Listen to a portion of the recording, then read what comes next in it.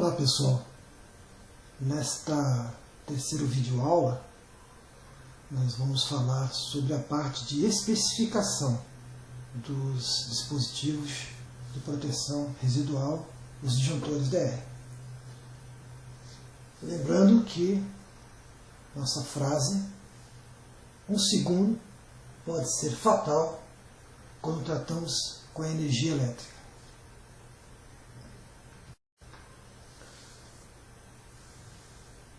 Os dispositivos DR mais aplicados no mercado são os com 2 polos, 3 polos e 4 polos.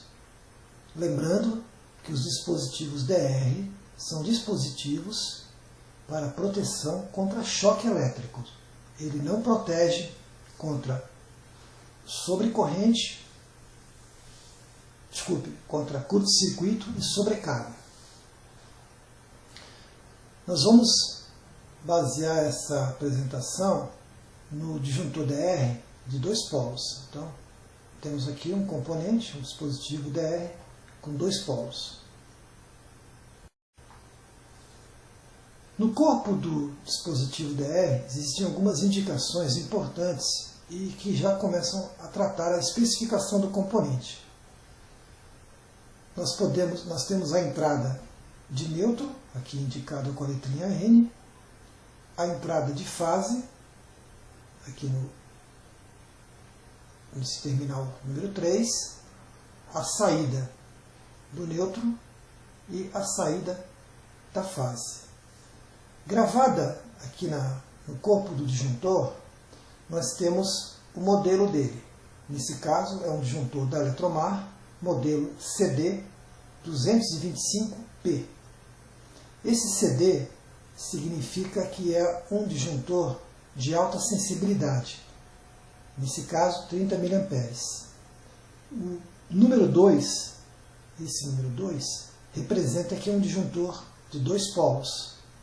O número 25, que é um disjuntor para 25 amperes, ou seja, pode passar por ele 25 amperes, e a letra P, que ele tem isolação de 500 volts AC. Ele tanto pode ser empregado 127 volts ou 220 volts na área residencial. 50 ou 60 Hz também. Do lado nós temos esse botão, com a letra T. Esse botão, que é o botão de teste, ele deve ser realizado todo mês para certificar a operação eletromecânica do componente. Basta apertar esse botão que a alavanca do disjuntor DR vai desarmar. Se desarmou, significa que o disjuntor eletromecanicamente está funcionando. Basta, então, novamente religar para que ele volte a liberar a tensão aqui na saída para os outros disjuntores. Aqui também nós temos alguns símbolos importantes. Aqui ele está informando para a gente que esse disjuntor ele é para corrente alternada. Existem outros tipos de disjuntores. Vamos falar nas próximas aulas dos outros modelos. E aqui um desenho de ligação do circuito, tá? Para a pessoa ter uma ideia, os pontos do nêutron, o ponto de fase de ligação. Ok?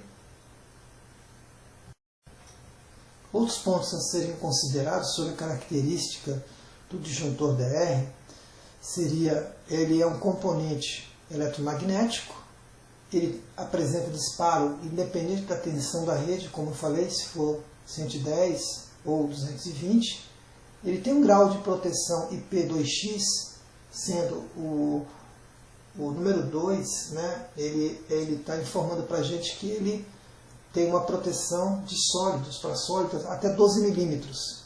E o X, ele demonstra a proteção do grau para água. Se fosse 21, ele seria para gotas, protegido para gotas de água.